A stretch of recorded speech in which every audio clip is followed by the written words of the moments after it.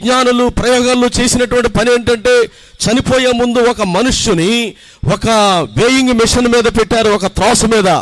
అతడు ఎప్పుడైతే ప్రాణం పోయిందో, తన ఆత్మ పోయిందో, తన బరువు కంటే 21 గ్రాముల బరువు తగ్గినట్టుగా కనిపెట్టారు. అంటే మనుషుల్లో ఉన్నటువంటి ఆత్మ యొక్క బరువు 21 గ్రాములు ఉంటుంది అని తేల్చి చెప్పారు. బ్రతికినప్పుడు మనిషిని యొక్క బరువుని, కొన్ని క్షణాల్లో ప్రాణం పోయిన తర్వాత మనిషిని యొక్క బరువుని క్యాలిక్యులేట్ చేసినప్పుడు 21 గ్రాములు తేడా వచ్చినట్టుగా శాస్త్రజ్ఞులు తేల్చి చెప్పారు.